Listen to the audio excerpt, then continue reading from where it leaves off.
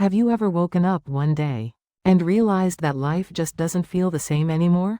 The hobbies that once excited you, the conversations that once made you smile, even simple things like taking a walk or meeting a friend, now they feel heavy, tiring, or somehow meaningless. You might find yourself thinking, what's happening to me? Why am I changing? Is something wrong with me?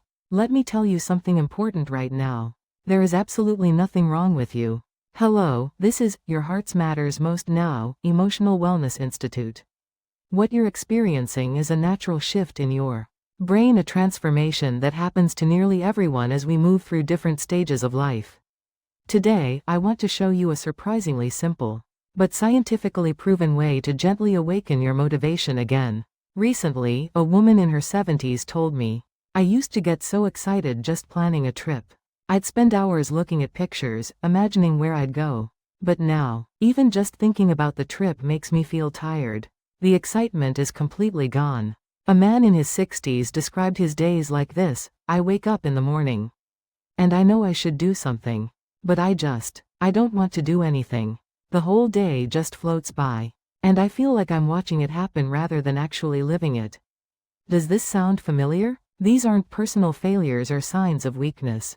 What these people are experiencing are completely natural changes in the brain's reward system that happen to almost everyone as we age.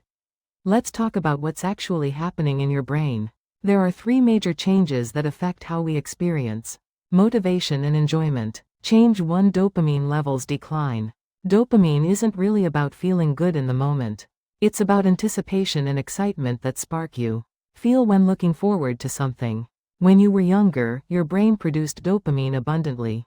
Planning a weekend trip, starting a new book, meeting someone for coffee, these triggered a dopamine response that made you feel energized. As we age, dopamine production naturally decreases. The receptors that respond to dopamine also become less sensitive. The exact same activities that once created excitement now produce a much weaker response.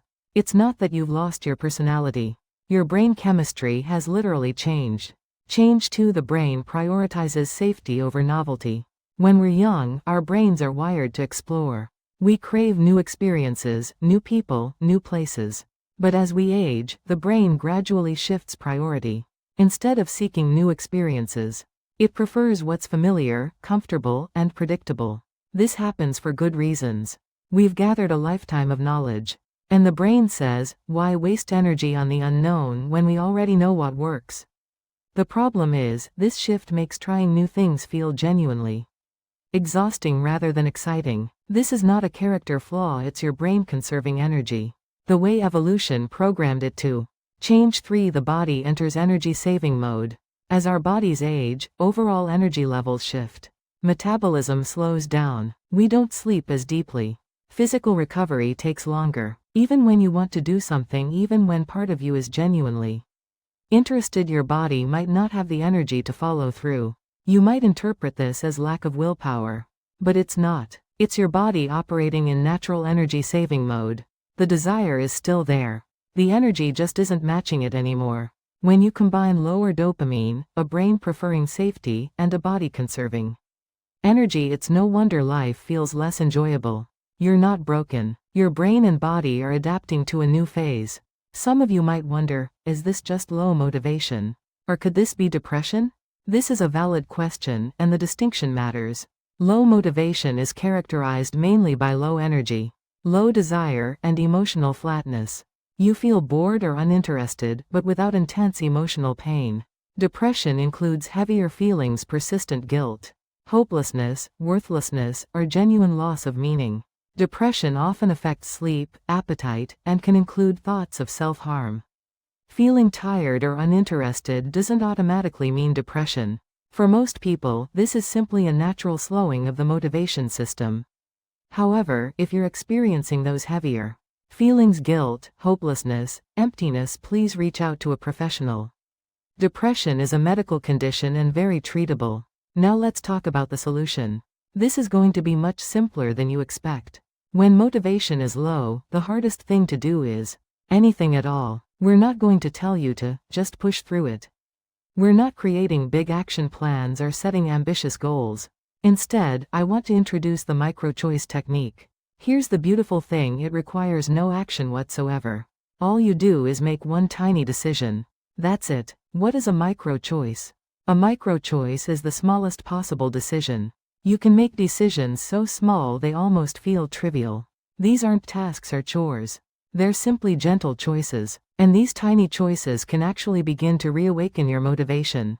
Why micro-choices work? When you make a choice, even incredibly small ones, you activate your prefrontal cortex.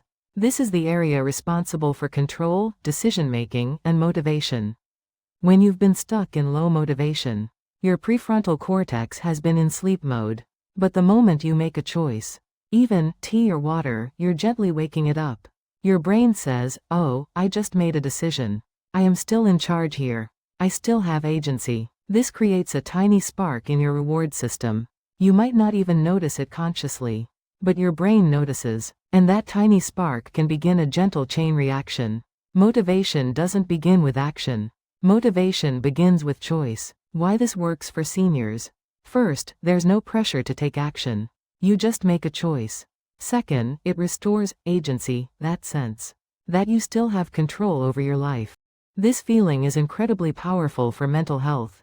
Third, it stimulates dopamine gently and naturally, without requiring intense effort. Fourth, you can do this even when tired, in low mood, or don't feel like doing anything. 3 practical examples. Morning micro-choice: when you wake up tomorrow, before getting out of bed, ask, should I look at the sunlight coming through the window, or simply open the window for a moment? You're not forcing yourself to exercise. You're just making one tiny choice. Seating micro-choice later in the day. Try, should I sit on the sofa today, or try a different chair? This isn't about moving your body. It's about choosing. It's saying, I have a preference. I can decide. Naming your feeling: if I had to describe how I'm feeling right now, is it more like quiet tiredness, or soft heaviness? Naming emotions, even in subtle ways, activates your prefrontal cortex and brings surprising emotional relief. If life hasn't felt enjoyable lately, remember, it's not your fault. You haven't lost who you are. Your brain is simply adapting to a new phase of life. You don't need big goals, massive energy, or forced happiness to begin reawakening your motivation. All you need is one small choice. Right now, at this very moment, ask yourself, tea or water, light on or off, look outside or stay here. This tiny decision might be the first gentle step that guides your heart back into movement. Because motivation doesn't begin with action. It begins with a choice. Thank you for listening.